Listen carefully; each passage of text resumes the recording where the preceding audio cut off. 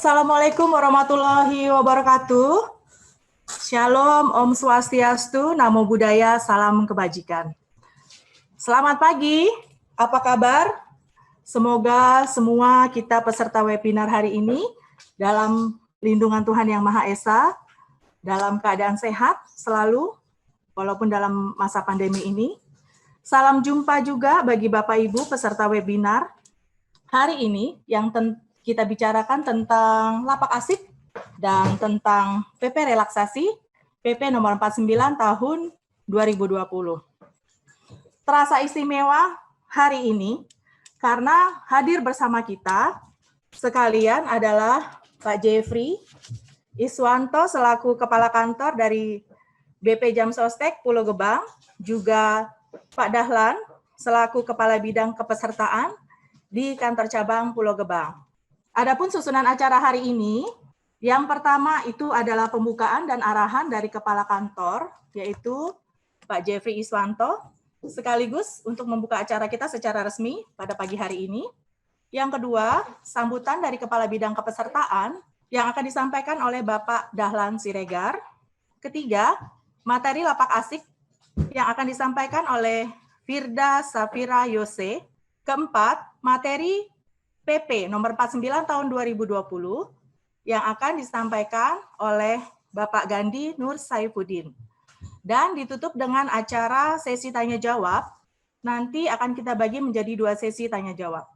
Mari kita sepakati bersama bahwa di saat materi disampaikan, agar semua mikrofon dalam posisi switch off atau dimatikan oleh host. Nanti ketika sesi tanya-jawab, silakan Bapak Ibu menyampaikan pertanyaan lewat kolom chat, ya, dengan menyebutkan nama PT, nama pribadi, lalu diikuti oleh pertanyaannya. Jangan lupa Bapak Ibu untuk mengisi absen lewat Google Form yang sudah di-share di kolom chat oleh host kita hari ini. Baiklah, tanpa memperpanjang waktu, mari kita dengarkan arahan dan sambutan dari Kepala Kantor BPJS Ketenagakerjaan Cabang Jakarta Pulau Gebang. Kepada Bapak Jeffrey Iswanto, dipersilakan. Assalamualaikum warahmatullahi wabarakatuh. Salam, salam, nama budaya, salam kebajikan. Bu Yanti selaku host dari BPJS Jakarta Pulau Gebang. Terima kasih kepada seluruh peserta dari BPJS Ketenagakerjaan Cabang Jakarta Pulau Gebang. Salam hormat, salam kenal. Saya Jeffrey Iswanto, baru saja pindah ke kantor cabang Jakarta Pulau Gebang. Mungkin saya belum mengenal bapak-bapak dan ibu-ibu dari pengurus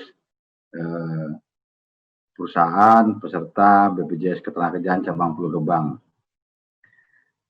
Pada hari ini saya berterima kasih sekali di mana Bapak dan Ibu hadir mengikuti Zoom Meet hari ini yang dilaksanakan dari BPJS Ketenagakerjaan Jakarta Pulau Gebang. Sebelumnya BPJS Ketenagakerjaan selalu melakukan sosialisasi tatap muka. Namun dikarenakan pandemi COVID-19 ini dan aturan-aturan yang berlaku oleh pemerintah, kita tidak bisa melakukan namanya tatap muka langsung karena menghindari atau mengantisipasi terhadap bahaya pandemi ini. Kami dari BPJS Ketenagakerjaan Jakarta Pulau Gebang tentu harus patuh kepada aturan yang ditetapkan pemerintah.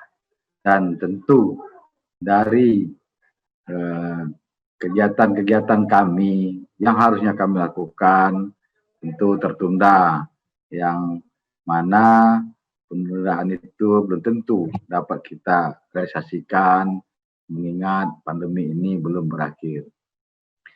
Kami dari BPJS Ketenagakerjaan Jakarta Pulau Gebang itu sangat mengapresiasi Bapak dan Ibu yang hadir pada Zoom Meet hari ini. di mana pada hari ini kami akan melakukan sosialisasi terhadap peraturan-peraturan baru yang ada di BPJS Ketenagakerjaan, dan juga tentu kami sampaikan kepada bapak-bapak dan ibu dari pengurus dan pemilik perusahaan aturan-aturan mana yang telah berkembang atau ada aturan baru yang belum diketahui, termasuk namanya PP 49 relaksasi iuran, yang mana iuran JKK dan JKM serta jaminan pensiun mendapat relaksasi iuran sebesar relaksasinya adalah 99%. Jadi hanya bayar iuran 1%. Namun ada aturan-aturan yang harus diterapkan dan dipatuhi oleh perusahaan untuk mendapatkan relaksasi iuran tersebut. Harapan itu tentu harus diketahui oleh Bapak dan Ibu pengurus perusahaan atau pemilik perusahaan di bawah naungan BPJS Ketenagakerjaan Jakarta Pulau Gebang. Termasuk juga namanya lapak asik. Nah, lapak asiknya apa nih? Kayaknya asik-asik gitu. Lapak asik tentu namanya yang kami singkat pelayanan tanpa kontak fisik, di mana kami melayani peserta kami yang klaim JAT, yang klaim jaminan, tidak bertemu secara langsung kepada kami, namun dilayani secara di mana klaim dilakukan atau kami bayarkan melalui Zoom Meet juga, atau namanya layanan dengan aplikasi yang kami buat. Tentu harapan kami adalah tetap bisa melayani Bapak dan Ibu peserta kami yang sudah berarti bekerja, mengambil JHT tanpa ada kendala apapun. Dan nanti mungkin kami juga akan menerapkan namanya layanan asik dengan tahap atau tata cara on-site yang telah ditetapkan oleh Pak Dirut kami, di mana dengan hanya men-scan barcode maka sudah diketahui dan tidak perlu lagi melakukan namanya fotokopi dokumen, tentu mengurangi biaya-biaya yang Bapak dan Ibu untuk klaim di BPJS Ketenagakerjaan mana saja.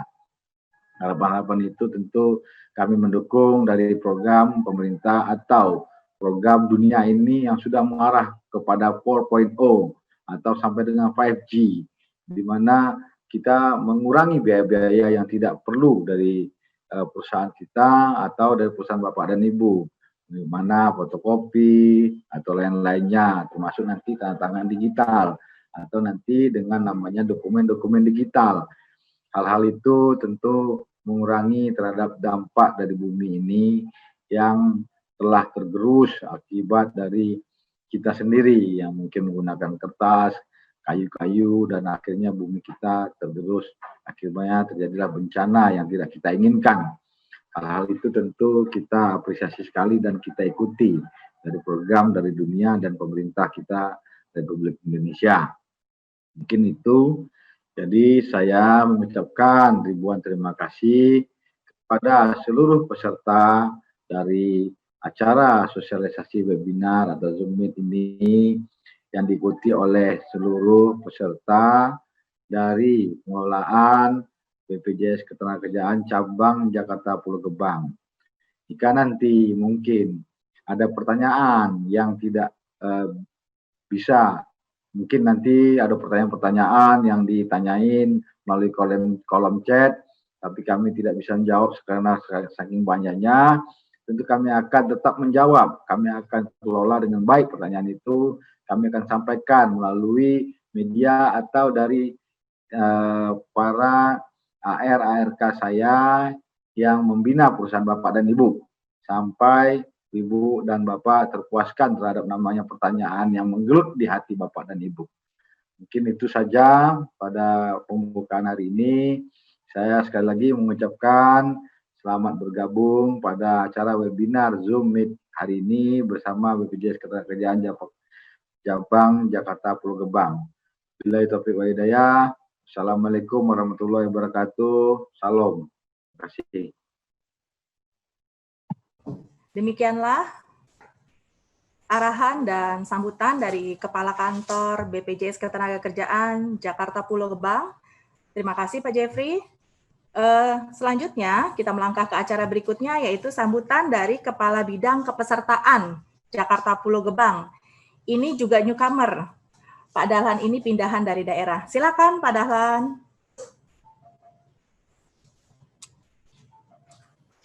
Baik, terima kasih kepada Ibu Arianti sebagai host pada pagi hari ini.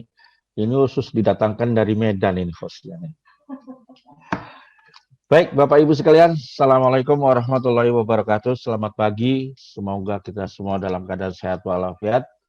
Yang sama-sama kita hormati Bapak Jepri Iswanto selaku Kakacap Pulau Gebang, Bapak Ibu pimpinan perusahaan atau yang mewakili dalam acara Zoom meeting pada pagi hari ini, saya mengucapkan banyak beribu-ribu terima kasih atas kehadirannya pada pagi hari ini.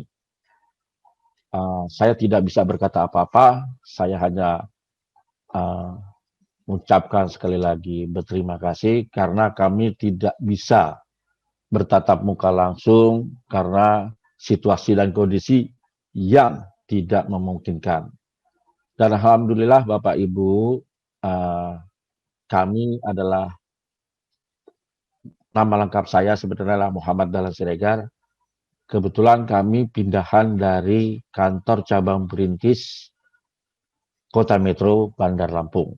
Dan alhamdulillah baru menginjak 3 bulan saya di sini, sudah diperkenalkan oleh AR dan ARK. Saya mengucapkan terima kasih. Bapak Ibu hadirin pimpinan perusahaan atau yang mewakili, di dalam PP 49 ini ada yang dinamakan relaksasi iuran, hanya membayar 1% yang disampaikan oleh Pak Jepri tadi. Tapi kami menyarankan untuk JP ini jaminan pensiun, kalau boleh kami saya sarankan, itu bayarlah full. Jadi kalau bisa jangan 1%, karena 99% ini adalah penundaan saja. Jadi kami takut memberatkan Bapak Ibu di tahun berikutnya.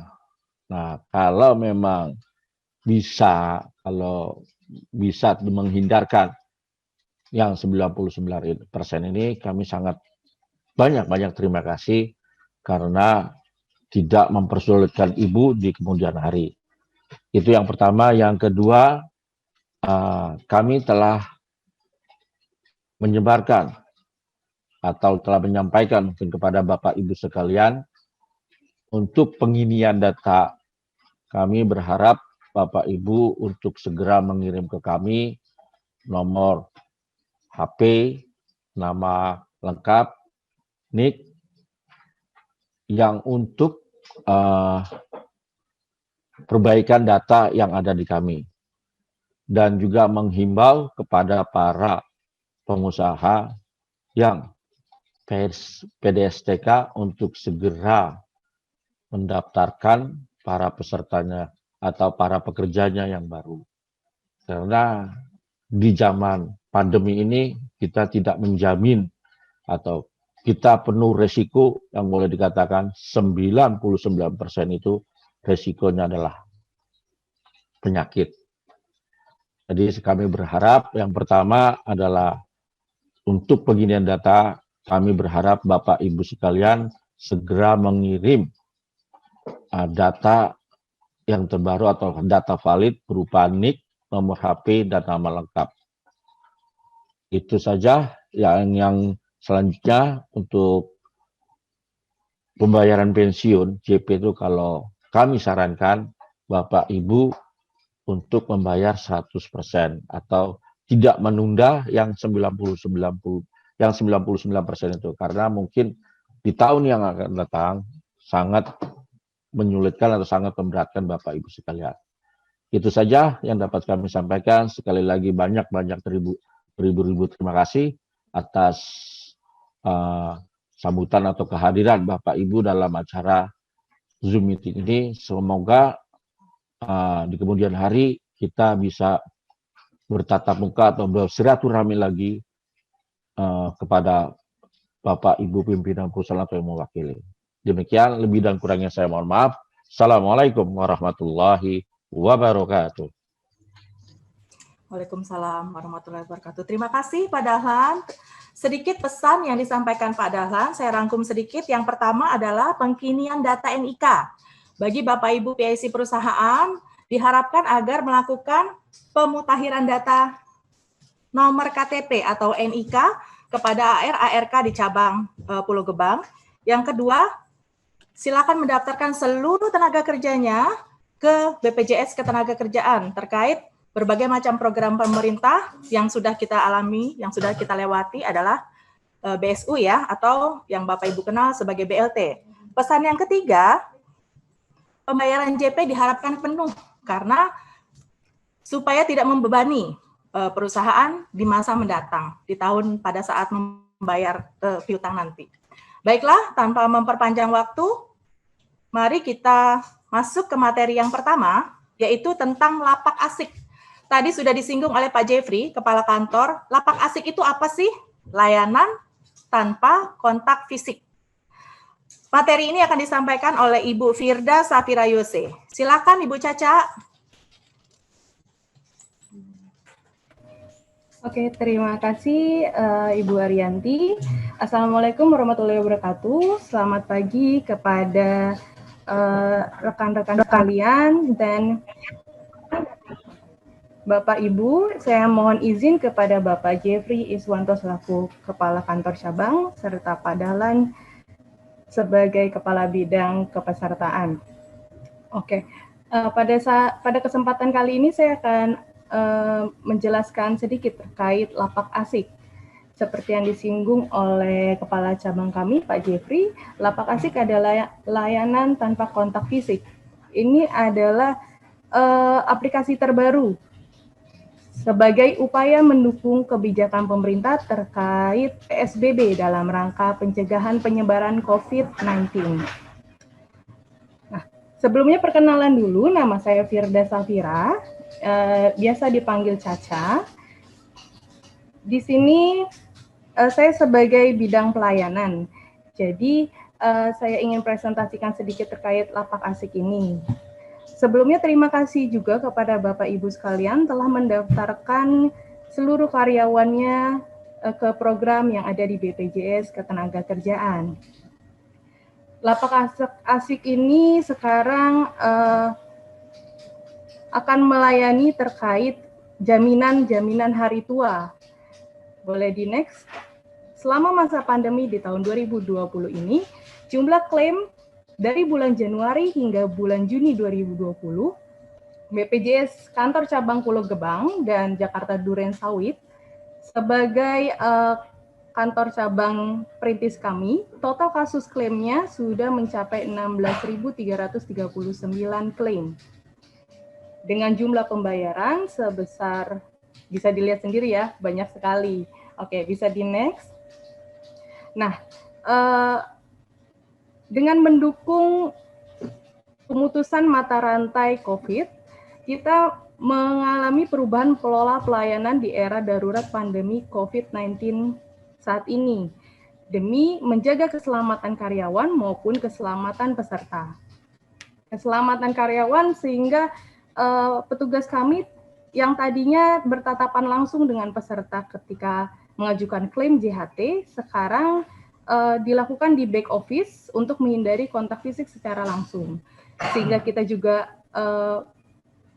menjaga keselamatan peserta, sehingga peserta di ruang pelayanan kami ada kubus-kubus tersendiri dan diberikan juga hand sanitizer sendiri-sendiri, seperti itu.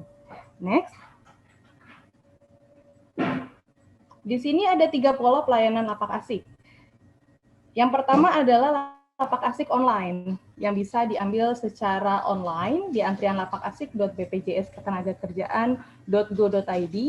Kemudian ada lapak asik kolektif perusahaan. Yang ketiga adalah lapak asik onsite yang terbaru ya. Saya akan menjelaskan satu persatu di masing-masing pola tersebut. Next. Yang pertama ini saya berikan rangkuman dulu secara besar ya. Jadi peserta klaim akan mengambil di antara tiga opsi, yaitu ada kolektif perusahaan, ada yang onsite, ada yang online. Kalau lapak asik perusahaan, silakan untuk menghubungi langsung AR atau ARK yang membina untuk memberikan data berapa orang yang ingin mengajukan dan sebagainya, dan berkasnya akan diberikan oleh petugas pelayanan kami. Untuk peserta klaim yang onsite, namun di sini saya sampaikan onsite ini baru kita masih dalam tahap penyempurnaan sehingga baru bisa dilakukan oleh 3 jenis klaim, yaitu pemutusan hubungan kerja, pensiun, dan mengundurkan diri. Yang ketiga adalah lapak asik online. Di sini peserta bisa langsung dilakukan klaim di mana saja, tidak perlu datang ke kantor cabang. Ketiga pola ini semuanya akan diterima oleh petugas kami,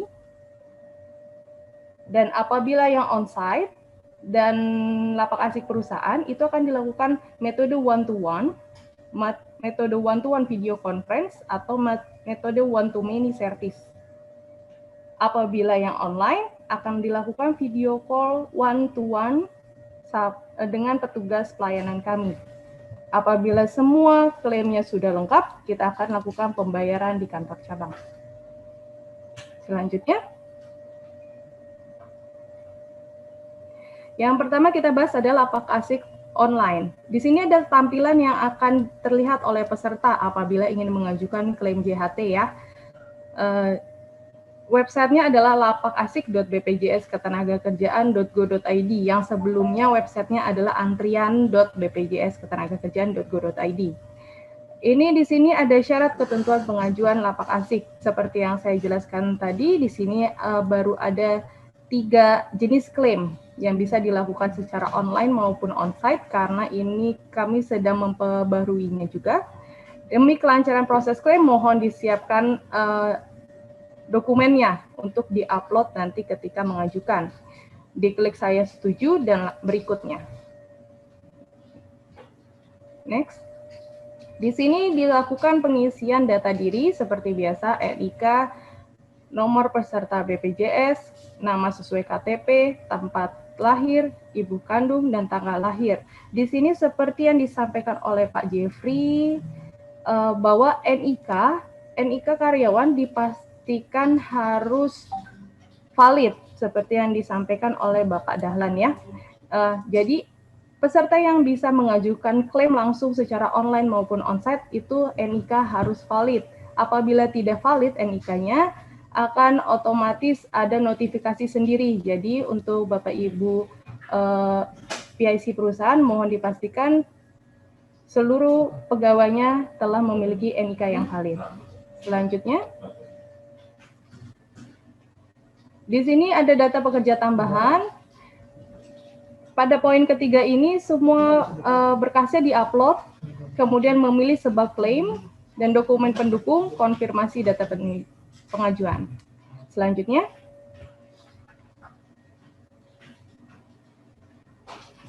nah ini adalah penjelasan antrian online upload dokumen. Jadi ini merupakan prosedurnya aja sih yang saya mau sampaikan di sini. Jadi peserta melakukan pengajuan klaim melalui antrian online, upload dokumen. Apabila berhasil, akan langsung diterima email di email peserta. Kemudian ditunggu untuk tindak lanjut klaim dari petugas BPJS Ketenagakerjaan. Selanjutnya,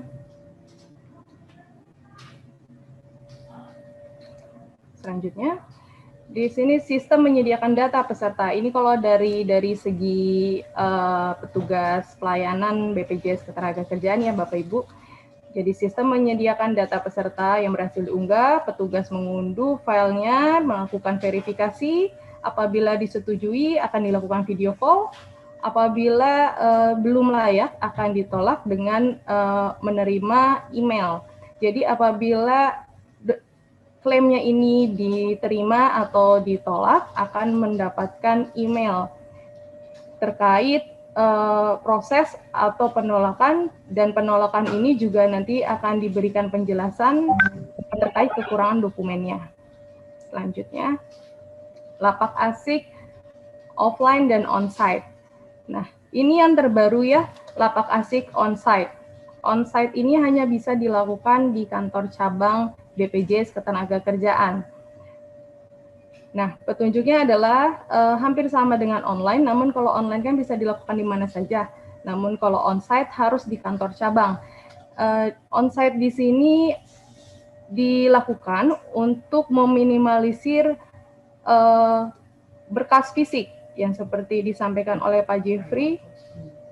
Kita mengurangi kertas-kertas sehingga mengupayakan semua arsipnya adalah digital. Ketika sudah disiapkan semuanya, peserta silakan untuk men-scan QR Code yang ada di masing-masing kantor cabang BPJS Ketenagakerjaan. QR Code akan berbeda-beda ya Bapak Ibu di masing-masing kantor cabang, dan hanya bisa dilakukan di sekitar kantor cabang, sehingga harus mengaktifkan fitur GPS di smartphone-nya masing-masing. Dan lakukan isi data, upload dokumen. Setelah upload dokumen akan mendapatkan email terkait antriannya akan dapat jam berapa. Namun kalau onsite itu pasti hari yang sama, tapi jamnya yang akan ditentukan agar tidak menumpuk di 1 jam tertentu. Seperti itu. Kemudian peserta silakan untuk menunggu hingga jam yang terdaftar dan akan dilakukan pemanggilan oleh petugas untuk one to many atau one to one di komputer BPJS Ketenagakerjaan masing-masing. Selanjutnya, nah di sini adalah contoh ya, contoh kantor cabang BPJS Ketenagakerjaan yang sekarang. Bisa dilihat di gambar yang sebelah kiri ini, kita selalu memastikan seluruh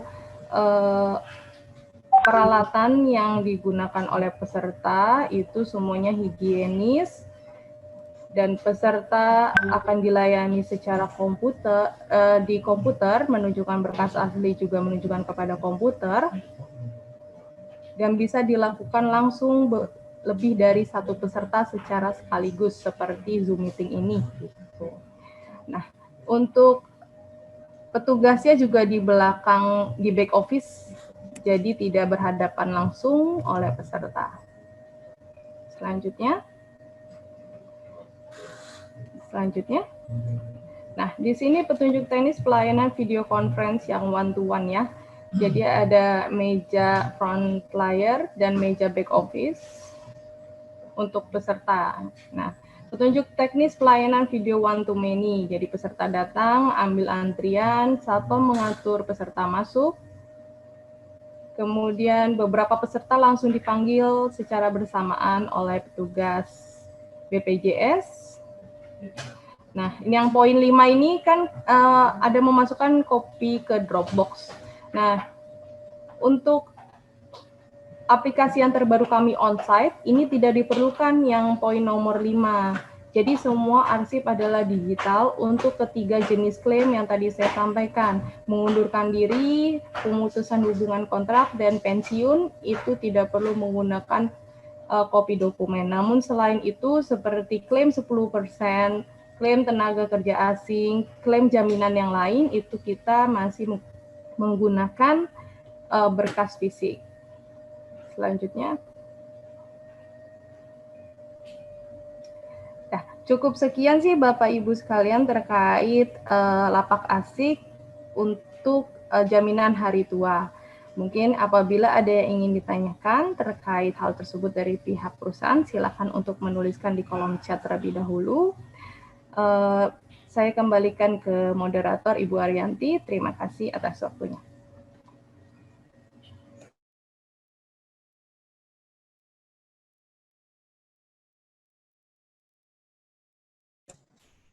Oke, terima kasih Mbak Caca atas informasinya tentang lapak asik. Nanti untuk pertanyaan kita sampaikan di akhir setelah materi PP 49 ya. Nah, jadi Bapak Ibu, untuk urusan terkait klaim baik JKK, JKM atau JHT itu adalah bidangnya Ibu Caca. Jadi untuk konsultasi atau misalnya masalah rumah sakit ya, yang suka kita bingung gitu, gimana kalau ada kecelakaan kerja, jangan panik. Bisa langsung menghubungi Ibu Caca atau Ibu Tika. Untuk ARK mungkin sudah share nomornya Ibu Caca dan Ibu Tika terkait kendala di lapangan tentang layanan klaim. Baik, untuk selanjutnya akan disampaikan materi tentang PP relaksasi, yaitu PP 49 tahun 2020 yang akan disampaikan oleh Bapak Gandhi Nur Saifuddin. Kami silakan. Oke, terima kasih Bu Arianti. Mohon izin Pak Jeffrey dan Pak Dahlan. Assalamualaikum warahmatullahi wabarakatuh. Selamat pagi menjelang siang Bapak Ibu sekalian. Berjumpa kembali sama saya Gandhi yang sudah lama tidak terlihat, sekarang bisa terlihat lagi di sini. Bisa dilihat juga, saya juga bisa melihat wajah Bapak Ibu sekalian yang cerah ceria walaupun agak kusut karena mungkin kameranya kali ya. Tapi senang sekali Bapak Ibu kita berkumpul kembali, walaupun biasanya kita bikin sosialisasi di suatu tempat, tapi sekarang memang kondisinya sedang tidak bisa. Tetapi sebelum saya masuk ke materi, sebenarnya materi ini sudah beberapa kali disampaikan, dan saya hanya ingin merefresh kembali saja kepada Bapak Ibu sekalian, dan efek dari iuran bulan Agustus dan September yang beberapa perusahaan masih belum menyesuaikan. Tapi Bapak Ibu sekalian, tolong untuk diisi absensi yang sudah di-share sama host aplikasinya, karena sampai saat ini belum semuanya yang saya lihat di Zoom ini mengisi. Jadi silakan untuk mengisi segera supaya supaya ada bukti untuk kita nanti.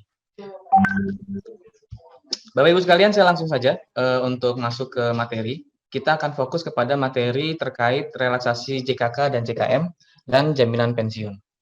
Next. Tujuannya sudah kita ketahui bersama bahwa memang relaksasi ini sangat dibutuhkan karena beberapa negara juga sudah melakukannya. Next. Di beberapa negara, BP Jam Sosteknya juga memberikan berbagai macam relaksasi, bentuk relaksasi. Dan yang diputuskan di Indonesia melalui PP nomor 49 tahun 2020 adalah 1. Keringanan iuran program JKK dan JKM yang hanya membayarkan 1% dari total keseluruhan pembayaran iuran per bulannya. Dan yang kedua adalah penundaan pembayaran iuran jaminan pensiun dengan hanya membayar 1%. Tapi ini sifatnya penundaan, jadi tetap harus dilakukan pembayaran setelah masa relaksasi selesai. Ketiga, keringanan denda keterlambatan iuran 4 program tersebut dari 2% per bulan menjadi 0,5%. Dan yang terakhir adalah perpanjangan jangka waktu pembayaran iuran dari semula itu maksimal tanggal 15 bulan berikutnya menjadi tanggal 30 di bulan berikutnya. Next. Oke, seperti Bapak dan Ibu ketahui, apalagi yang sudah menggunakan aplikasi SIPP online, di bulan Agustus dan bulan September itu kita melakukan pengembalian iuran untuk jaminan kecelakaan kerja dan jaminan kematian. Nah, karena sesuai dengan PP 49, kita memberikan 99% diskon untuk kedua iuran tersebut. Next. Itu juga berlaku untuk teman-teman kita yang masuk ke iuran ke kepesertaan bukan penerima upah atau BPU dan juga jasa konstruksi. Tapi jasa konstruksi akan kita kesampingkan karena kantor cabang kita tidak mengelola. Next. Oke, di sini kita melihat simulasinya yang tadi sudah saya utarakan. Jika iuran JKK Bapak Ibu sekalian adalah risiko yang terendah 0,24%, maka akan menjadi 0,0024%. Dan dari iuran, sorry tadi agak ngeblur ya. Dari iuran JKK dan JKM dengan dasar upah 3 juta, maka iuran JKK dan JKM-nya menjadi Rp162. Oke, karena tadi sudah dipotong 99% itu. Nah, begitu pula dengan teman-teman kita yang masuk ke BPU atau bukan penerima upah. Tadinya kalau misalkan di iuran normal itu Rp16.800. Tapi setelah relaksasi menjadi Rp168. Berlaku mulai iuran Agustus sampai dengan iuran bulan Januari 2021. Nah, kita lihat yang ada di kotak warna merah. Mudah-mudahan nggak kelihatan blur ya. Dalam masa relaksasi, pekerja PU dengan iuran Rp162 per bulan, manfaat yang diterima itu sama. Beasiswa maksimal 174 juta, santunan berkala dan pemakamannya sebesar 22 juta, dan santunan kematiannya sebesar 48 kali upah jika meninggal karena JKK. Nah, jadi maksudnya adalah ketika Bapak Ibu sekalian masuk ke bulan relaksasi dan pada bulan relaksasi itu ada yang meninggal dunia, maka kita tetap akan memberikan manfaat yang sama, bahkan naik sesuai dengan peraturan pemerintah nomor 82 tahun 2019 terkait peningkatan manfaat iuran manfaat jaminan kecelakaan kerja dan jaminan kematian. Nah, ini harus kita manfaatkan supaya tidak sia-sia. Ini ada perbandingannya, tapi intinya adalah iuran JKK ketika turun, manfaatnya akan tetap sesuai dengan peraturan pemerintah yang baru, yang mengalami kenaikan. Nanti slide-nya kan akan dibagi, jadi nanti Bapak Ibu bisa melihat manfaat-manfaatnya. Mungkin di sini juga masih ada pengurus baru gitu ya, jadi ini bisa jadi bahan untuk dibaca-baca kembali. Next. Oke, kita masuk ke penundaan sebagian iuran jaminan pensiun. Yang sudah kita ketahui juga bahwa ini merupakan sebuah penundaan, jadi bukan relaksasi ataupun diskon. Sehingga setelah nanti iurannya kembali berjalan normal, maka pada saat itu 99% yang sudah ditunda di bulan-bulan sebelumnya itu akan ditagih. Oke, jadi ini sifatnya menjadi penambah hutang untuk perusahaan. Tapi memang dari pemerintah sendiri memberikan satu ruang jika memang ada perusahaan yang benar-benar sangat terdampak karena pandemi ini dan mengajukan kepada kita dari BP Jam Sostek sebuah penundaan tersebut, maka kita juga akan bisa mempertimbangkan. Nah, pertimbangannya seperti apa? Kita akan melihat di sini. Next. Jadi untuk relaksasi, entah itu relaksasi diskon ataupun penundaan pembayaran iuran, persyaratannya adalah sama-sama harus melunasi iuran bulan sampai dengan bulan Juli 2020. Supaya ketika di Agustus, nanti Bapak Ibu sekalian sudah mendapatkan relaksasi otomatis di SIPP online. Nah, untuk yang khusus untuk jaminan pensiun ini, relaksasinya itu mempersyaratkan, kedua, di poin 2 ini adalah mengajukan permohonan sebagai perusahaan yang terdampak COVID-19 ke BP Jam Sostek. Next. Nah, kenapa harus mengajukan? Karena memang dari peraturan pemerintah, kita harus melihat perusahaan itu terdampak dengan persyaratannya adalah penurunan omset lebih dari 30% semenjak Februari 2020 sampai dengan bulan Juli 2020. Maka dari itu di awal tahun 2020 ini, mungkin antara Maret atau April, ketika Bapak Ibu semua ingin masuk ke SIPP online, di situ akan diminta untuk mengisi data aset dan omset. Karena dari situlah dasar kami untuk menentukan apakah perusahaan memang terdampak COVID-19 dengan mengalami penurunan omset lebih dari 30% itu. Jika hasil yang sudah dihitung Bapak dan Ibu sekalian perusahaannya belum mencapai 30% penurunan omset, maka ketika nanti Bapak Ibu melakukan permohonan, itu akan kami tolak. Dan akan kami terima juga jika Bapak Ibu sekalian memang mengalami penurunan 30% untuk omsetnya. Tetapi karena saat ini sudah masuk bulan Oktober, memang sebaiknya tidak usah ya, karena cuma tinggal November dan Desember dan Januari. Jadi baru cuma bisa merasakan 3 bulan relaksasi itu. Jadi agak repot, sebaiknya kita fokus kepada relaksasi yang diberikan kepada iuran JKK dan JKM saja. Oke, selanjutnya.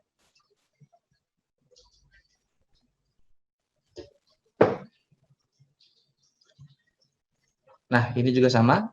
Ini adalah perbedaan ketika ada usaha skala kecil dan mikro dengan skala menengah dan skala besar.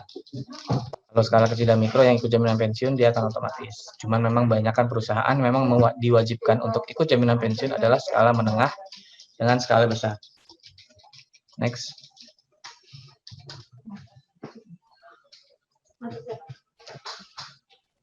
Oke, kita lanjut ke ke denda. Tadi sudah relaksasi iuran JKK JKM, kemudian sudah juga untuk iuran jaminan pensiun penundaannya, dan yang ketiga adalah penurunan denda dari 2% menjadi 0,5% jika melewati waktu bayar lewat dari tanggal 30. Nah, Bapak Ibu sekalian, ini pemerintah sudah melonggarkan waktu pembayaran iuran dari sebelumnya setelah tanggal 15 menjadi sebelum tanggal 15 menjadi sebelum tanggal 30 bulan berikutnya. Namun ada yang perlu diperhatikan Bapak Ibu sekalian. Jika Bapak Ibu sekalian melakukan pembayaran pas dengan di mepet-mepet waktu nih, di tanggal 30 baru bayar, ada kemungkinan kalau misalkan sistem kami ataupun sistem perbankan sedang bermasalah ataupun ada offline dan lain-lain, tanggal 30 itu terlalu mepet. Jadi sebaiknya bisa dimajukan 3 hari atau 4 hari sebelumnya gitu. Apalagi kita juga mengingatkan untuk ini.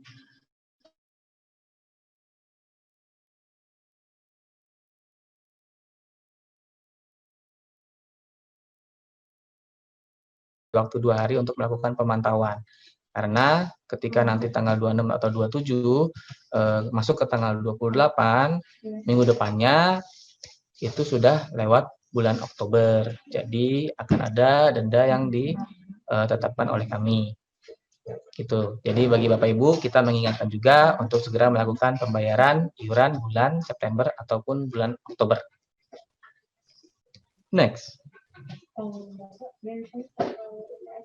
Oke, ini adalah batasan waktu pemanfaatan.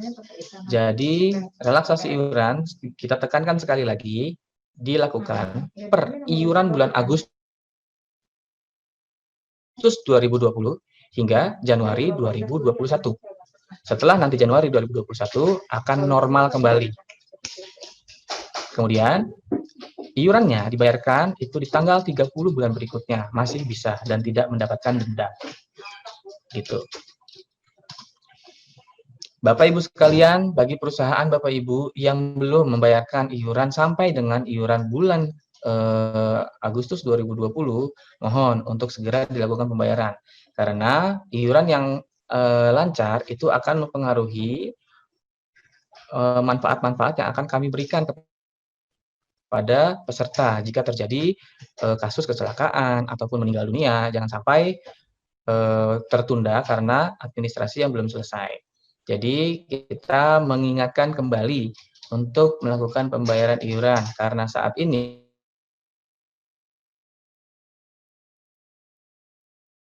sudah masuk Oktober 2020, mohon untuk di Septembernya, iuran Septembernya, apalagi yang iurannya belum masuk di kami dari bulan Juni. Supaya dapat relaksasi, karena kita nggak tahu nih, misalkan Bapak Ibu sekalian, itu baru nanti di Februari 2021 mau bayar iuran Agustus sampai Januari 2021. Nah, kita tidak tahu apakah iuran Agustus dan Januari ini akan kena relaksasi atau tidak. Gitu kan. Ini nanti kita akan menanyakan kembali karena itu rugi sekali kalau misalkan Bapak dan Ibu sekalian baru niat bayar setelah bulan relaksasinya lewat. Seperti itu. Jadi ayo kita langsung melakukan pembayaran agar manfaat-manfaat yang diberikan bisa juga didapatkan oleh peserta. Nah, ini hal-hal yang perlu diperhatikan. Jika nanti tidak terlihat, Bapak Ibu nanti bisa melihat di slide yang akan kita kirim. Kita akan mengirimkan ini ke masing-masing binaan. Next. Dan kalau masalah ini sudah selesai, oke. Ada 3 momentum besar, Bapak Ibu sekalian, yang saat ini sedang digaungkan oleh pemerintah dan juga BP Jam Sostek. Pertama adalah terkait kenaikan manfaat program JKK dan JKM, dan program bantuan subsidi upah bagi pekerja, serta relaksasi iuran. Nah, dari 3 momentum ini, yang menjadi fokus perhatian kami dari BP Jam Sostek adalah, mohon Bapak dan Ibu, terkait data BSU kemarin, kita menjadi acuan bagi pemerintah untuk menggunakan data dari BP Jam Sostek. Sehingga data yang kami pegang adalah data dari laporan Bapak Ibu sekalian. Jika laporan Bapak Ibu sekalian belum sesuai dengan apa yang ada di lapangan, mohon untuk segera disesuaikan. Misalkan ada tenaga kerja yang belum didaftarkan, yang tadi sudah disinggung oleh Pak Dahlan, PDS tadi, itu maksudnya adalah perusahaan daftar sebagian. Ada yang perusahaan daftar sebagian upah, ada perusahaan yang daftar sebagian tenaga kerja. Nah, yang mana yang paling bahaya? Dua-duanya bahaya kalau misalkan dilakukan, karena itu akan berpengaruh kepada manfaat yang akan diterima oleh tenaga kerja. Tetapi sepahit-pahitnya, kalau ada tenaga kerja yang belum didaftarkan, nah itu kasihan. Jadi kita, karena tadi sudah dijelaskan bahwa data yang dipakai saat ini pemerintah dengan gugus tugasnya, itu ada salah satu direktur kami yang masuk ke dalam tim itu. Jadi jika ada pemerintah membutuhkan data terkait tenaga kerja, maka rujukan yang akan dipakai adalah data dari BP Jam Sostek. Maka dari itu kita bekerja sama Bapak dan Ibu untuk bisa merapikan. Tadi saya bilang kalau misalkan ada yang belum mendaftarkan seluruh karyawannya, monggo segera didaftarkan. Karena kita nggak tahu nih, karena program pemerintah terkait gugus tugas ini umurnya panjang karena kondisi COVID-nya juga belum selesai, mungkin saja ada data-data yang diminta oleh pemerintah di data kami, data BP Jam Sostek. Jadi, mari kita sama-sama untuk merapikan data tersebut. Oke, Mas host, silakan untuk mengganti slide-nya. Saya akan menjelaskan data apa yang dibutuhkan untuk bisa meningkatkan kerapihan datanya kami. Yang pertama itu adalah validasi data NIK. Bapak dan Ibu sekalian perlu ketahui, memang untuk koreksi data NIK belum bisa dilakukan oleh PIC perusahaan. Terkait kerahasiaan, terkait juga kewenangan, memang kewenangan masih ada di pembinanya, entah itu AR, entah itu ARK. Dan data validasi tersebut, next, ke kartu. Oke, dari data validasi tersebut, kita butuhkan, data tersebut kita ambil dari data Adminduk, data Dukcapil. Memang data Dukcapil sampai dengan saat ini belum 100% valid, tetapi sudah hampir mencapai 98%. Nah, 2%-nya ini yang masih harus kita kejar.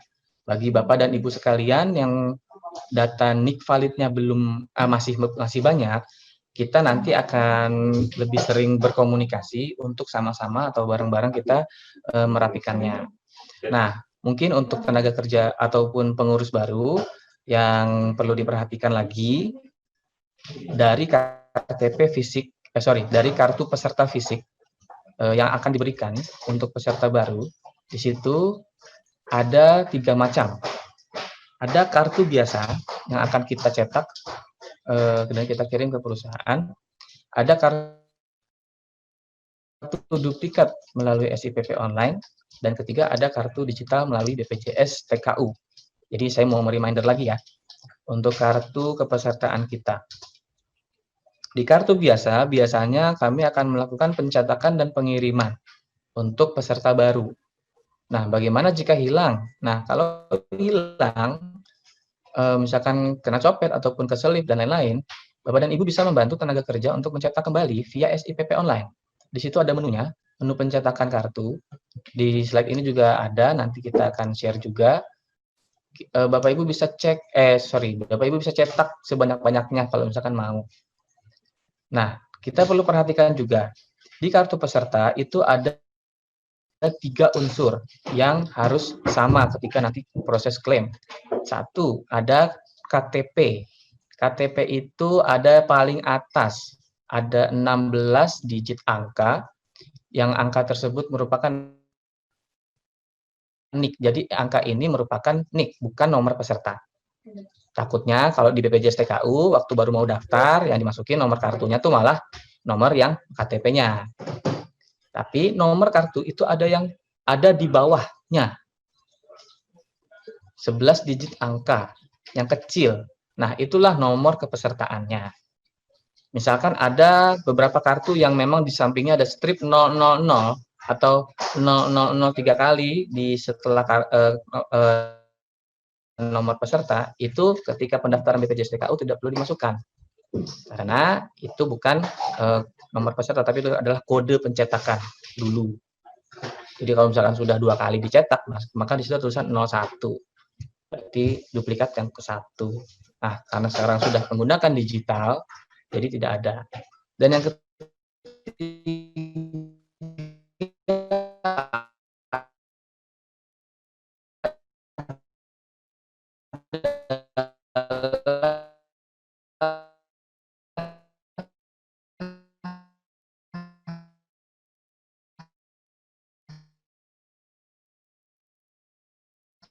nama data kan bermasalah ketika melakukan pencairan JHT. Jadi sekalian bersih-bersih data, kita juga bisa meminta kepada Bapak dan Ibu sekalian untuk dapat mengecek kembali nih nomor KTP si tenaga kerja itu namanya sudah sesuai atau belum di fisik, dan cari informasi yang lebih banyak terkait kerjasama kami dengan data Dukcapil, karena memang banyak laporan yang nama di data KTP di fisik KTP dengan data di Dukcapil itu berbeda. Tapi itu tidak menyurutkan kita untuk bersih-bersih data, karena ini data kita dibutuhkan seperti itu. Next, itu pencetakan kartu Bapak Ibu ya. Bapak Ibu bisa membantu tenaga kerjanya. Oke, silakan dilihat di sini. Ini masih screenshot yang lama. BPJS TKU sekarang sudah agak lebih modern. Kartu digital bisa di-download dari situ. Jadi kalau misalkan Bapak Ibu sekalian tenaga kerjanya ada yang belum tercetak kartunya, bisa langsung diarahkan ke sini. Next. Nah, di sini nanti ada menu cetak kartu. Next. Di situ nanti tinggal pilih nih, dipilih ini cari maksudnya. Pilih tenaga kerjanya, pilih berdasarkan nama bisa, pilih berdasarkan nomor karyawan bisa. Nanti search, muncul namanya, klik action di sebelah kanan. Oke, kalau langsung di download kartu atau kirim email. Jadi ada 2 pilihan. Bisa di download langsung nanti bentuknya PDF, dan bisa kirim email nanti masuk ke email yang dimasukkan nanti setelahnya. Jadi setelah klik kirim email akan diminta alamat email yang dituju. Next. Oke, ini adalah bentuknya ketika sudah diturunkan PDF-nya. Nanti bisa dicetak, bisa juga disimpan digitalnya. Next. Oke, next. Oke, ini kartu digital sudah pada tahu semua ya Bapak Ibu ya. tinggal masuk ke BPJS TKU-nya aja. Kemudian nanti di situ download kartu digitalnya. Oke. Ini syaratnya kalau misalkan untuk masuk ke BPJS TKU. Jadi nick-nya sudah sesuai sama IKTP, nick yang valid di sistem kami, dan data yang dimasukkan sesuai dengan hasil perekaman data Dukcapil. Makanya poin 3 ini kita harus pastikan lagi, jangan sampai berbeda. Dan alamat email dan HP valid. Nah, bagaimana kalau misalkan, ini sering sekali telepon kita masuk ya, ada yang tidak bisa masuk ke BPJS TKU. Kemudian ternyata sudah menggunakan sebelumnya tapi emailnya lupa. Telepon 175, karena call center kami ada di sana. Di 175 itu nanti minta untuk dilakukan riset akun, namanya. Riset akun BPJS TKU. Nanti akunnya akan dihapus, nanti baru si tenaga kerja bisa mendaftarkan dari awal lagi. Gitu. Nah, mungkin ada keluhan juga nih, 175-nya kok nggak bisa ditelepon, gitu. Coba kalau misalkan Bapak dan Ibu telepon via handphone, depannya jangan lupa pakai 021 175.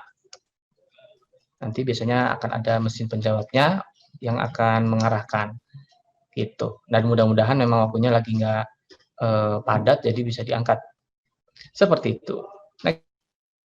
Next. Oke, ini bentuk BPJS TKU kita yang terbaru ya. Ini nanti akan ada cara-caranya, kita akan juga share ke Bapak Ibu sekalian.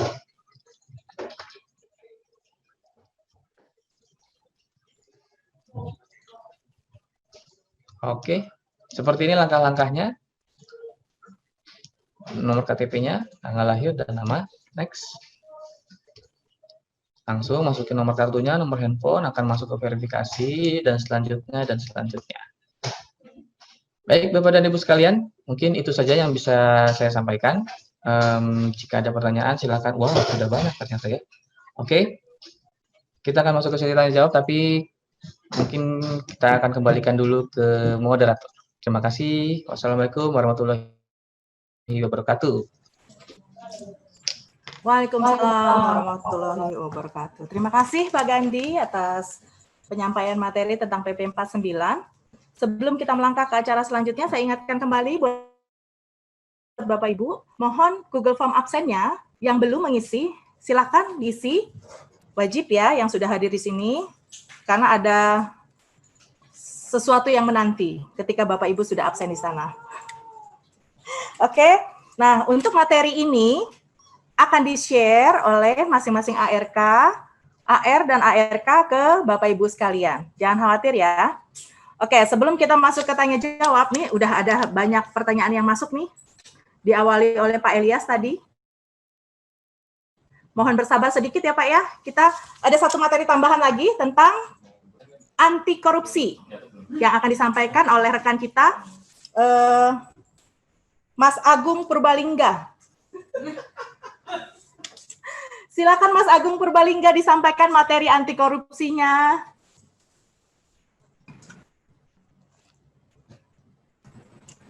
Terima kasih host kita Ibu Arianti, impor dari Medan, Mbak Purbalingga. Jadi mungkin Bapak Ibu nggak usah takut, karena Purbalingga terkenalnya dulu itu mungkin Sumanto ya, yang kalau buat iklan salah satu produk minuman itu cocok, apapun makanannya, minumnya tetap, ya kan gitu. Ya, Bapak Ibu sekalian, terima kasih kesempatannya untuk diberikan sedikit saja terkait dengan anti gratifikasi. Ya, minta tolong Mas operator untuk menampilkan. Ya, ini sih sebenarnya mungkin Bapak Ibu sekalian sudah paham ya tentang anti korupsi. Nah, ini karena menyampaikan amanah dari manajemen yang mana Bapak Ibu ini sangat erat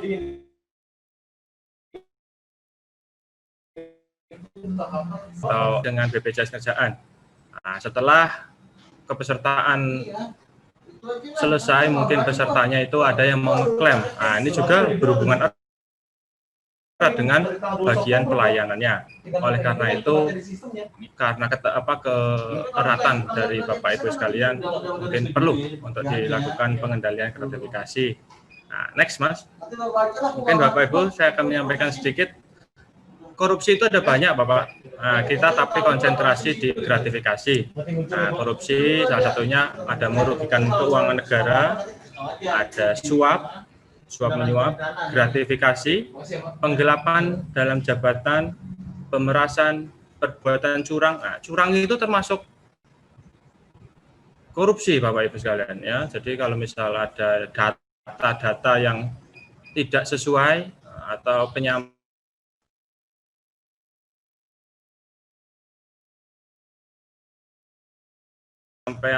tidak semestinya, konflik kepentingan. Nah, ini banyak sekali yang terkait klasifikasi terkait dengan korupsi. Nah, kita karena konsentrasi di gratifikasi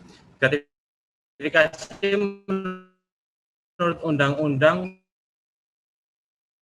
Nomor 20 Tahun 2001 pemberian dalam arti luas, yakni meliputi uang, barang, rabat atau diskon, komisi pinjaman tanpa bunga, tiket perjalanan, fasilitas penginapan, perjalanan wisata, pengobatan cuma-cuma, dan fasilitas lainnya. Nah, terkait dengan fasilitas lainnya ini yang menjadikan gratifikasi itu menjadi sangat luas. Nah, next Mas. Nah, gratifikasi tadi sudah disampaikan, uang, ya, uang dari uang mau rupiah, mau uang dolar, barang, segala jenis barang, fasilitas, ya, termasuk karaoke itu fasilitas. Nah, jadi Bapak Ibu misal mau manggil Mas Gandhi atau Mas Asep sebagai AR-nya, oh, ini ada fasilitas karaoke, nah itu mohon nggak usah diberikan itu. Dan next lagi Mas, ada hadiah mewah. Nah, terkait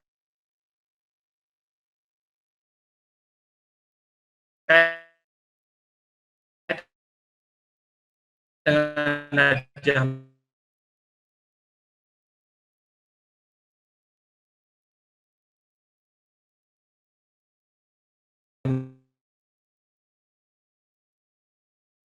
mewah ini mungkin Bapak Ibu sering memberikan kita ke BPJS. Apakah sanksi hukuman mati? Nah, sanksi korupsi itu bisa hukuman mati Bapak Ibu. Tapi dengan catatan yang dikorupsi adalah biasanya bantuan bencana alam. Nah, itu biasanya hukumannya yang diancam hukuman mati. Kalau diputusnya kan tergantung pengadilan. Ya, next Mas. Nah, tadi saya menyampaikan untuk gratifikasi yang tidak dilaporkan. Yang pertama adalah hubungan keluarga atau sepanjang tidak memiliki konflik kepentingan. Jadi semisal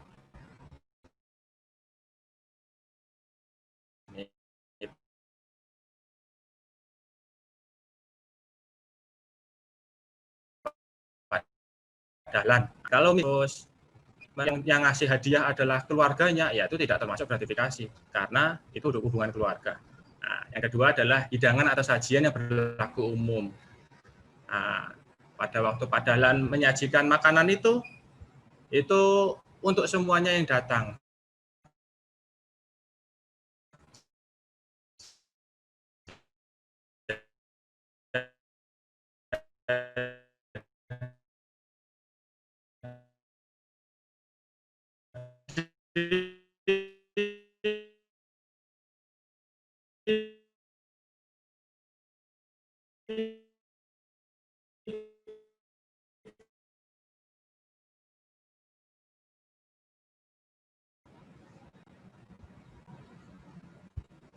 Ini juga biasanya di bagi hasil ya di koperasi.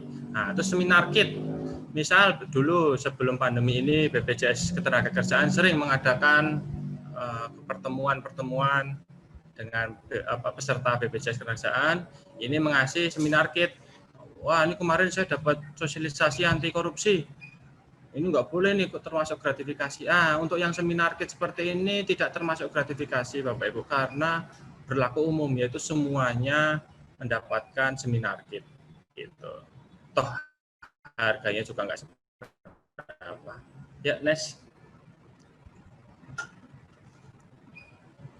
next lagi, beasiswa juga tidak perlu.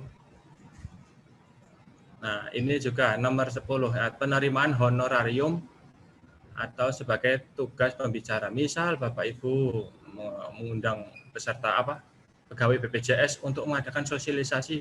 Ya, tolong dong orang BPJS ada yang sosialisasi gitu. Nah, ini tolong tidak usah diberikan uang gitu. Karena itu memang tugas kita untuk mensosialisasikan. Nah, semisal kok tiba-tiba masuk tuh di dalam tas atau di sakunya atau di jaketnya. Nanti pegawainya, ujuk-ujuknya juga pegawainya akan lapor ke unit pengendalian gratifikasi di kantor BPJS. Jadi ujung-ujungnya nggak masuk juga itu ke pegawainya. Jadi saya sarankan dicegah, tidak usah memberikan. Gitu. Yuk next lagi. Nah, ini barang yang mudah busuk. Ini makanan-makanan yang sering diserahkan, misalnya seperti kue ulang tahun dan lain sebagainya. Ini biasanya diserahkan ke pegawai BPJS. Nah, ini kan kita mau nolaknya itu sebelum ketemu. Biasanya di satpam udah dikirim. Nah, mau nolak susah. Nah, biasanya tetap diterima, tapi kita serahkan ke panti asuhan atau panti jompo, dan nanti sebagai catatan dilaporkan juga ke KPK, gitu Bapak Ibu. Nah, nanti penerimaan gratifikasi yang menunjang penugasan resmi itu juga tidak termasuk seperti gratifikasi yang dilaporkan. Jadi kalau misal seminar kit itu ada flash disk-nya, nah itu salah satu menunjang. Kalau nggak ada flash disk-nya, nggak ada materinya, nah itu tidak termasuk gratifikasi yang dilaporkan. Yuk next Mas. Next lagi. Nah, ini untuk batasan nilai wajar pada peristiwa khusus. Nah, nanti terkait dengan musibah. Nah, ini nanti kalau misal bantuan pernikahan, adat itu ada nominalnya Bapak Ibu. Jadi per orang itu tidak boleh lebih dari 200.000 atau totalnya tidak boleh lebih dari 3 juta. Nah, next lagi. Nah, misal, ini internal kita ya, internal BPJS, kalau rekan kerja mutasi, nah, bisa sambut, next lagi. Next lagi. Nah, lalu apa yang perlu dilakukan? Kalau untuk BPJS itu jelas, Bapak Ibu memberikan gratifikasi, kita yang pertama adalah tolak. Misal bawa media gitu, bawa media atau bawa teman-teman rombongan harus diterima karena ini sudah dianggarkan di kantornya, harus diterima. Nah, mau nggak mau BPJS menerima sebagai bentuk hubungan baik. Tapi setelah diterima, kita lihat dulu itu diterima yang wajib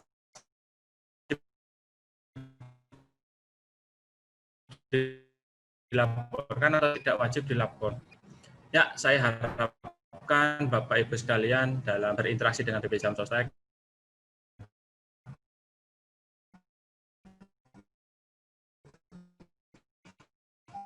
baik itu bagian kepesertaan untuk data maupun itu dari bidang pelayanan untuk proses klaim apapun dan dalam bentuk selesai. Next. Nah, misal ada dari BPJS sendiri misal ngasih gitu, tolong ini perusahaan lah mendaftarkan pesertanya yang full gitu, terus ngasih apa gratifikasi. Wah, Bapak Ibu bisa ngelaporin itu berarti pegawai Jam Sosteknya yang gratifikasi atau melakukan suap. Nah, bisa melalui surat langsung ke KPK. Alamat surat kan juga nggak ini ya, udah nggak zaman surat-suratan, sekarang ada email KPK, ada di Google atau online juga di internet juga ada. Demikianlah untuk sesi anti gratifikasi oleh saya sedikit, tapi ini sangat berarti. Mohon untuk Bapak Ibu beserta BP Jam Sostek untuk tidak memberikan gratifikasi dalam bentuk apapun dan dalam senilai seberapapun. Demikian yang saya sampaikan. Terima kasih. Dari sesi sekian. Wassalamualaikum warahmatullahi wabarakatuh. Saya kembalikan ke Ibu Ariyanti.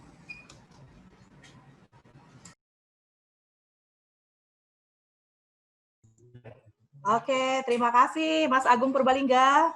Terima kasih ya. Jadi Bapak Ibu sekalian, PSI perusahaan, tapi kalau kita ngasih souvenir boleh kan ya kalau acara-acara. Siap Bapak Ibu yang sudah absen, silakan hadir ya. Oke, pertanyaannya adalah, aduh panjang banget nih. Sebentar ya Bapak Ibu ya. Mohon kesabarannya ya. Pak Asep bolak-balik ngingetin tentang absen nih. Soalnya ini penting banget buat kita, juga buat Bapak Ibu sekalian. Bentar, yang pertama tadi adalah dari Pak Elias. Selamat pagi Bapak Ibu. Bagaimana untuk melakukan, saya belum ketemu nih, panjang banget nih. Oke, ini dia. Nanti untuk materi yang tidak jelas akan dikirimkan oleh ARK-nya ya. Untuk klaim jaminan pensiun, tapi masih aktif di perusahaan, apa menggunakan aplikasi yang tadi disampaikan oleh Ibu Caca atau datang langsung? Ini pertanyaan pertama. Akan dijawab oleh Ibu Caca nanti ya. Nah, pertanyaan selanjutnya, ini dari Pak Elias, nama PT-nya nggak disebutkan Pak. Untuk yang berikutnya tolong ya, sebutkan nama PT, nama, dan diikuti dengan pertanyaan. Oke Pak Elias, pertanyaan pertama sudah. Pertanyaan kedua, ini bukan pertanyaan nih dari PT DLM Reso, tapi ini pernyataan. Baik Pak, saya setuju. Tambah pusing kalau JP itu nanti ditunda, karena akan double bayar artinya ya. Untuk pertanyaan selanjutnya berarti dari Pak Freddy, Rumah Sakit Yadika. Apa kabar Pak Freddy? Ya, pertanyaan pertama adalah mengapa setiap karyawan yang mencairkan JHT melalui antrian online selalu kuota penuh? Jawabannya seperti itu. Mungkin secara sistem ya Pak ya. Terus ini pengalaman karyawan yang resign. Dan hari berikutnya di nomor antrian tersebut ada kata maaf. Waduh, minta maaf terus ya. Antrian penuh. Pertanyaannya Bu, apakah BP Jam Sostek membatasi kuota setiap harinya?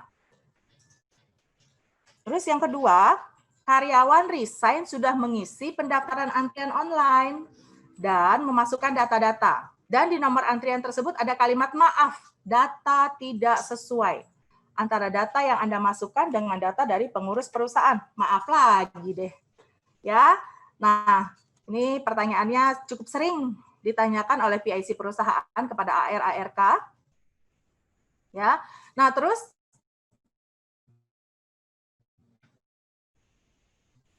data tidak sesuai antara data yang Anda masukkan dan data dari pengurus perusahaan. Silakan hubungi HRD atau call 175. Nah, sehingga si karyawan tersebut yang resign tersebut gagal. Registrasi penyebabnya apakah, Bu? Oke, baik. Ini yang kedua, lagi kita cari pertanyaan berikutnya. Ini Pak dua pertanyaan sebenarnya. Tapi pertanyaan yang ketiga, ini cerita dulu. Aduh, panjang ya. Oke, saya singkat ya. Mas Aldi dari Husnan Putra Mandiri. Cara nyingkatnya agak sulit juga ya Mas Aldi. Banyak sekali karyawan yang tidak bisa registrasi karena NIK tidak valid. Benar. Nama tidak sesuai dengan Dukcapil. Padahal di KTP tercatat admin Duknya berbeda dengan KTP yang tercetak secara elektronik. Tadi Mas Gandhi sudah sampaikan ya, banyak kasus seperti itu. Nah, lalu menghubungi Halo Dukcapil untuk perubahan data dan melakukan arahan sesuai yang dituntun oleh Halo Dukcapil. Pihak Dukcapil pun telah memberikan respon 1x24 jam.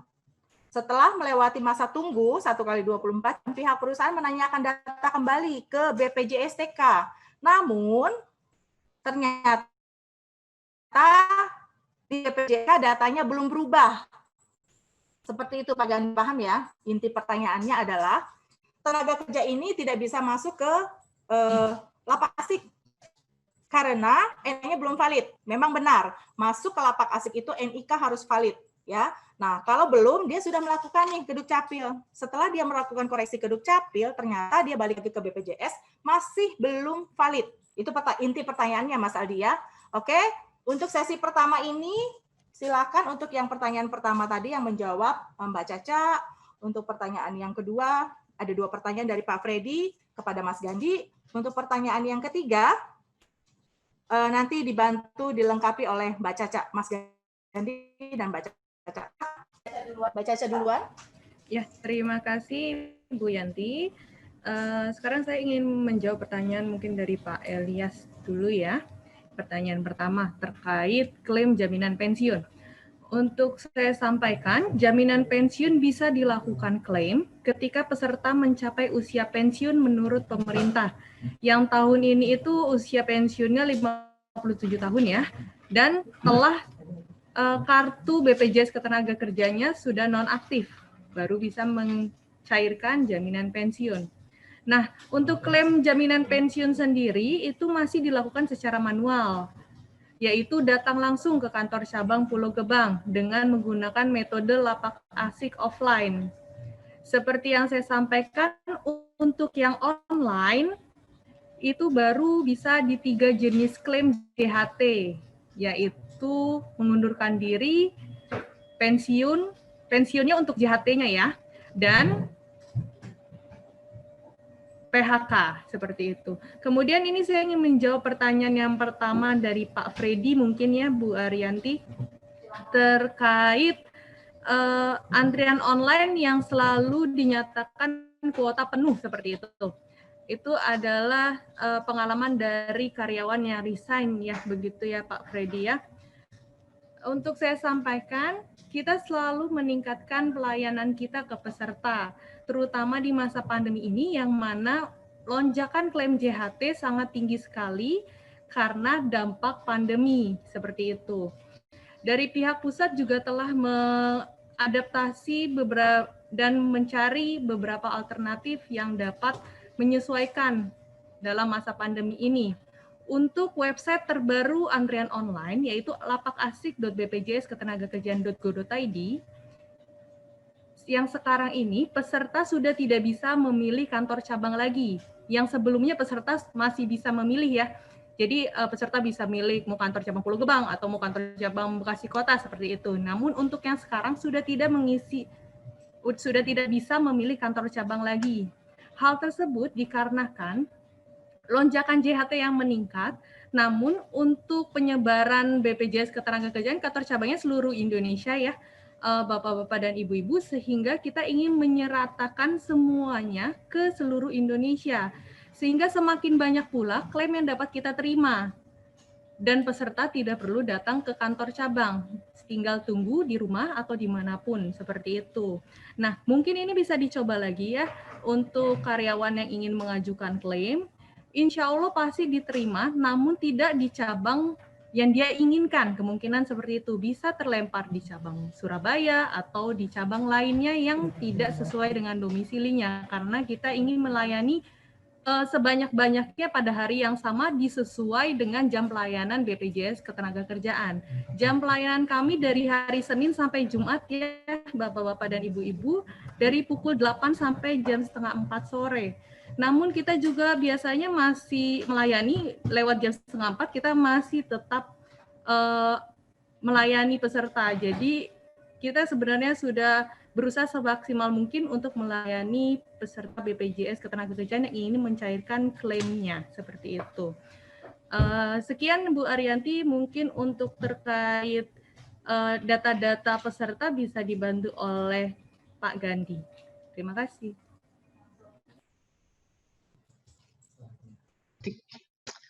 Oke, kita sekarang masuk ke sesi tanya jawab. Ada banyak sekali pertanyaan tadi sudah diarahkan kepada saya untuk menjawab pertanyaan. Dari 2 pertanyaan yang tadi saya harus jawab itu sebenarnya sama, terkait data. Jadi saya secara general aja mau ngasih tahu, ketika nanti di hulunya sudah betul, di hilirnya pasti akan lebih baik atau lebih lancar. Jadi kalau misalkan di awalnya data NIK itu sudah betul, kemudian namanya sudah sesuai, kemudian nomornya sudah masuk di data Adminduk, pasti nanti untuk klaim T, karena kita mengacunya pada data Adminduk, itu nanti akan langsung otomatis nge-link. Kalau misalkan Bapak dan Ibu melihat, tidak hanya di data Adminduk kita melakukan data KTP ya, kita melakukan kerjasama dengan data Dukcapil, tapi juga di nomor rekening. Jadi kalau misalkan Bapak dan Ibu sekalian memasukkan nomor rekening yang berbeda, itu pasti nanti akan ada warning-nya. Jadi dengan adanya ini, kita jadi lebih melek kalau misalkan memang faktanya di BPJS Ketenagakerjaan menggunakan data Dukcapil. Di data Dukcapil, kita butuh waktu untuk melakukan refreshment ketika data tersebut sudah dikoreksi.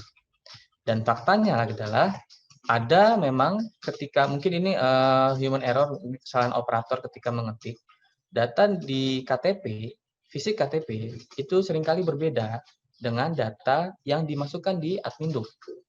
Gitu. Nah, itu memang harus jadi PR buat kita gitu ya. Jadi harus diperhatikan kembali di data Adminduk sudah sesuai atau belum sesuai dengan data di KTP. Bapak dan Ibu ketika nanti masuk peserta baru, nanti di situ bisa terlihat. Karena data yang ditarik adalah data dari Dukcapil atau data dari Adminduk, nanti akan dilihat nih sama nggak, sesuai nggak antara data di KTP fisik, yang biasanya kan kalau daftar karyawan kan pasti ada fotokopinya. Nah, di situ sama ketika nanti Bapak Ibu masukin di SIPP online. Di situ itu akan kelihatan ada perbedaan atau tidak. Kalau ada perbedaan, tetap didaftarkan, tapi dikasih notes untuk dilakukan penyesuaian di data Adminduknya. Karena memang kita di BP Jam Sostek itu sangat strict. Ketika ada yang masukin nomor KTP pendaftaran atau registrasi BPJS TKU, nama di KTP fisiknya ANDY, tapi nama di Dukcapilnya ANDI, maka nanti yang harus di registrasi adalah ANDI sesuai dengan yang di data Dukcapil. Seperti itu. Jadi kerjasama kita sebagai BP Jam Sostek dan pengurus perusahaan memang saat ini fokusnya untuk ke data tersebut. Gitu. Kalau misalkan di awalnya salah karena ada perusahaan yang melaporkan kepada kami nomor KTP-nya, itu pasti akan nanti bermasalah ke depannya. Harus koreksi dulu. Nah, tadi saya agak sedikit melihat pertanyaan kenapa koreksi itu tidak di pengurusnya.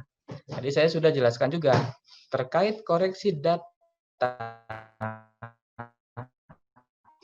yang harus dilakukan BP Jam Sostek sendiri. Tidak boleh dari orang luar untuk koreksi data karena kita mengurangi atau meminimalisir risiko penyalahgunaannya gitu. Kalau misalkan data itu bisa dikoreksi langsung oleh pengurus perusahaan, itu nanti risikonya secara manajemen risikonya itu sangat tinggi sekali, faktor mencongnya nanti. Maka dari koreksi itu tetap ada di wewenangnya, ada di AR-nya atau ARK-nya. Jadi tidak akan bisa untuk melakukan koreksi langsung dari pengurusnya di SIPP online.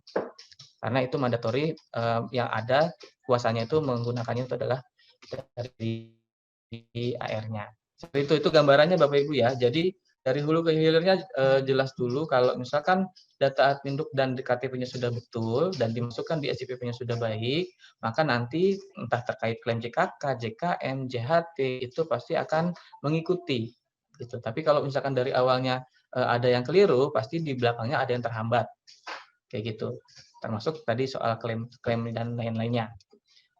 Nah, kemudian saya ingin sedikit tadi menjawab pertanyaan dari DLM Resto ya. Kenapa yang direlaksasi itu iuran JKK JKM aja? JHT dan JP-nya tidak didiskon. Bapak Ibu sekalian, untuk JHT dan jaminan pensiun itu ada kontribusi tenaga kerja dan ada kontribusi perusahaan. Dan iuran itu sepenuhnya akan dikembalikan kepada tenaga kerja. Kalau misalkan itu ikut direlaksasi, maka nanti tenaga kerja juga yang akan rugi. Karena BP Jam Sostek tidak mungkin nombokin lah istilahnya, nombokin iuran yang harusnya dibayarkan. Seperti itu. Kalau misalkan nanti direlaksasi pun pasti akan berpengaruh kepada saldo Bapak dan Ibu sekalian.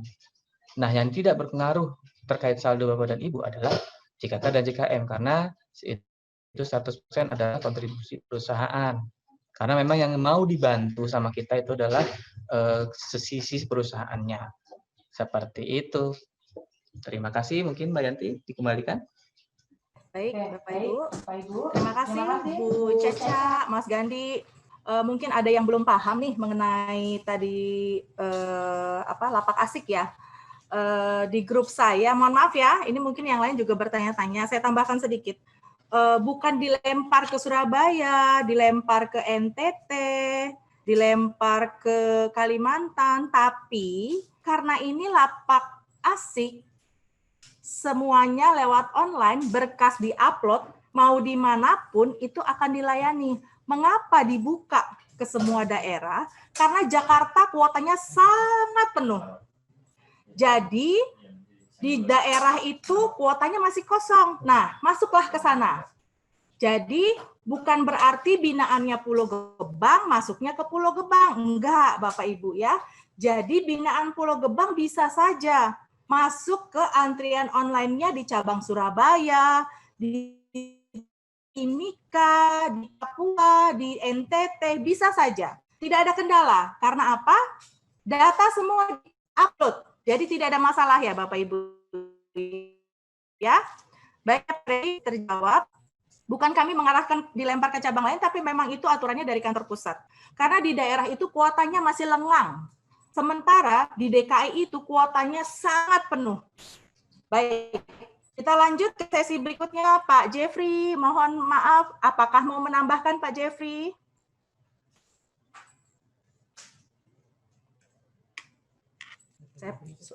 Mic-nya saya. Ya Bu Arianti. Halo. Apakah Bapak mau menambahkan, Pak? Sedikit. Dengar nggak ya? Karena ini unstable saya. Dengar, Pak. Bagus, Pak. Baik. Terima kasih Bapak dan Ibu pengurus perusahaan dan pemilik perusahaan. Appreciate sekali. Sangat antusiasnya. Tentu antusiasnya yang berkaitan dengan PSU, banyaknya PMJT dan klaim, tata cara klaim. Tentang klaim itu memang Bapak yang bertanya tadi, Ibu bertanya, kuota itu bukan kuota sebenarnya, tapi kemudian jam operasional kantor pegawai yang menangani klaim tersebut. Karena lonjakan klaim, akhirnya kuota itu menyebar kemana-mana. Maksudnya silakan dipilih, tapi tetap dilayani sebenarnya. Cuman kan pandangannya pengennya di kantor cabang setempat. Ya, halo? Halo? Ya, lanjut, bisa Pak, terdengar Pak. Error di saya.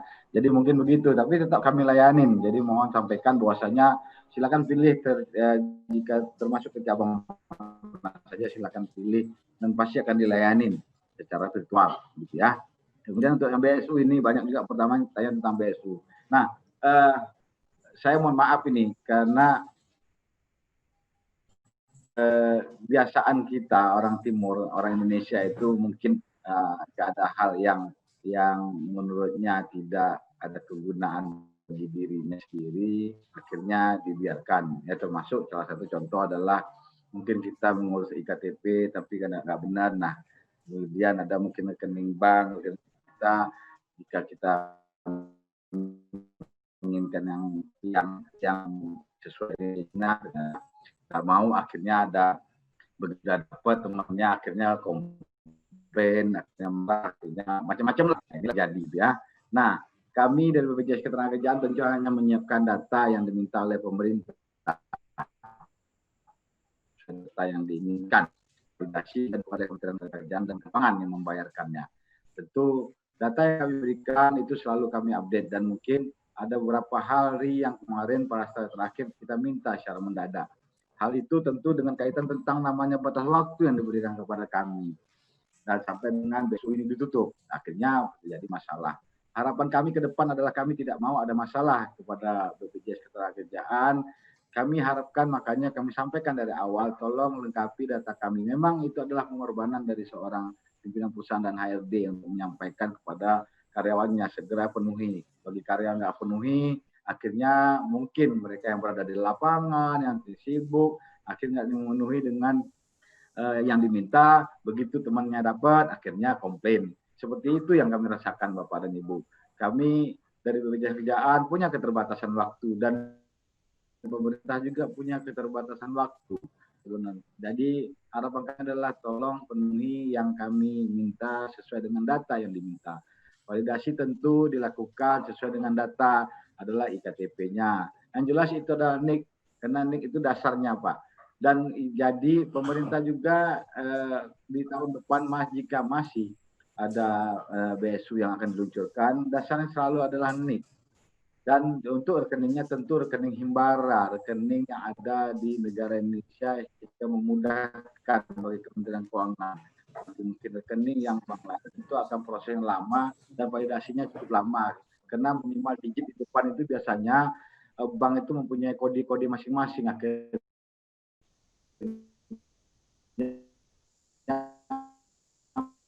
menjadikan tidak terangnya untuk komplain-komplain dari pihak tenaga kerja kepada HRD tentu ya akibat dari mungkin Pak, kami juga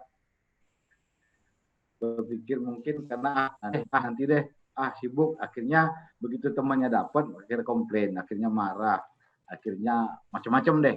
Nah itu yang sekarang yang terjadi. Jadi kami di depan ini kami sampaikan, tolong yang kami minta sesuai dengan yang dasar yang ada, sesuai dengan persyaratannya, tolong lengkapi dan mudah-mudahan itu tidak jadi masalah. Kami berharap pihak perusahaan, pemilik perusahaan HRD juga aktif kepada kami untuk menyampaikan jika ada kurang, tolong sampaikan segera sebelum itu ditutup. Tapi jika ada tutup kerannya, kami mau komplain, BPJS perusahaan mau komplain, kemana juga kami mau membuka keran tersebut karena ini kan nasional. Dan harapan itu adalah sama-sama kita Pak untuk tenaga kerja. Dan juga pemerintah juga sekarang meminta kepada kita untuk menyiapkan pengkinian data sesuai yang disampaikan tadi oleh Pak Dan. Pengkinian data itu dengan memberikan data sesuai dengan NIK yang terdaftar secara elektronik. Jika tidak benar NIK-nya, induk atau dukcapil, tolong segera koreksi karena ya namanya pemerintah KTP itu yang membuat kendala kami. Sementara itu disyaratkan. Kemudian kami minta juga nanti berikan kami data nomor handphone yang benar-benar aktif. Karena pasti kami akan juga kepada tersebut untuk verifikasi. Ini ada program pemerintah yang pengkinian data nanti mungkin untuk memperbaiki perekonomian dalam masa pandemi ini, memberikan bantuan-bantuan yang mungkin nanti Bapak tidak pikirkan atau kepada tenaga kerja ini yang kesulitan. Harapan-harapan pengkinian data itu tentu banyak yang diinginkan pemerintah. Kami selaku pemberi data tentu harus siap dan menyebarkan kepada Bapak dan Ibu pemilik perusahaan. Dan tolong bantu juga kami sampaikan kepada tenaga kerja. Jika nanti misalnya setelah disampaikan, terus HRD dan pemilik perusahaan telah menyampaikan kepada tenaga kerja juga, mereka akhirnya membandel, ya sebenarnya salah siapa? Gitu. Kami juga bingung. Dan akhirnya mereka marah-marahin, mereka komplain. Ini yang orang yang harus disampaikan. Jangan apa dulu. Tolong selesaikan, tolong tertib administrasi dulu deh. Sampaikan kepada kami. Pengkinian data ini sangat penting. Kami menunggu sampai dengan 31 Oktober ini untuk pengkinian data. Karena pemerintah punya program-program untuk pemulihan ekonomi. Pemulihan ekonomi itu macam-macam yang akan diberikan. Nah, termasuk BPJS Ketenagakerjaan sekarang diminta datanya. Karena kami termasuk salah satu yang ditunjuk yang mempunyai data lengkap yang bisa dipertanggungjawabkan karena yang dikucurkan itu tidak sedikit, jadi pasti ada pemeriksaan. Hal-hal inilah yang perlu kami sampaikan. Kemudian nanti jika nanti pihak perusahaan atau para pertanyaan ada di kolom chat tidak terjawab, saya minta teman-teman AR dan ARK untuk dapat menjawab by email atau by WA. Saya mendapatkan sejak saya WA nomor handphone saya ini ada beberapa yang sudah WA ke saya. Alhamdulillah, dan itu saya syukuri, jadi saya bisa berkenalan. Itu saja mungkin dari saya, Bu Arianti, dan mungkin jika ada tambahan lainnya atau pertanyaan lainnya, mungkin kita bisa share kembali. Sekali lagi saya sampaikan, BPJS Ketenagakerjaan meminta pihak perusahaan melakukan pengkinian data dan jangan nanti ada masalah ke depan hari jika tidak mau melakukan namanya pengkinian data bagi tenaga kerjanya. Kalau komplain setelah namanya waktu yang kita berikan, tentu kami kembalikan kepada perusahaan dan tenaga kerja. Kenapa tidak lengkap, kenapa protes, kenapa banyak macam-macam, akhirnya komplain. Begitu saja dari saya. Silakan Bu Arianti. Terima kasih. Assalamualaikum warahmatullahi wabarakatuh. Baik, Pak. Terima kasih Pak Jeffrey atas penjelasannya, tambahan informasinya buat Bapak Ibu PIC perusahaan sekalian.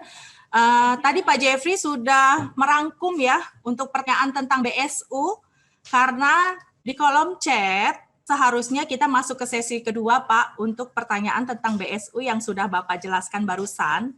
Nah, saya rasa mungkin sudah cukup terjawab bahwa BPJS Ketenagakerjaan itu adalah sebagai penyedia data saat ini bagi pemerintah terkait program pemerintah dalam pemulihan ekonomi di negara Indonesia ini. Jadi message-nya adalah yang pertama, pengkinian data itu adalah sangat dibutuhkan saat ini, ya, baik email, HP, NIK juga harus valid. Kalau bisa ditambahkan dengan NPWP, jadi tidak menyulitkan tenaga kerja pada saat nanti mereka klaim. Kami sudah punya data NPWP-nya. Yang kedua, daftarkan semua tenaga kerja Bapak Ibu secara benar datanya ke BPJS Ketenagakerjaan, baik data diri maupun data upah. Ya, yang ketiga, untuk BPJS TKU, ya, kalau ada kendala, mohon menghubungi 175 ya Bapak Ibu, karena itu semua settingannya dari kantor pusat. Silakan telepon ke 175. Namun jika terkait koreksi data, Bapak Ibu menghubungi ke kami AR ARK kantor cabang setempat, karena untuk TK aktif yang bisa melakukan koreksi adalah kami di cabang. Kalau misalnya emailnya sudah terdaftar, saya ganti HP, saya ganti nomor atau sebagainya, silakan menghubungi 175. Baik Bapak Ibu, sampai di sini acara webinar kita. Semoga acara ini memberikan sedikit pencerahan bagi Bapak Ibu perusahaan sekalian.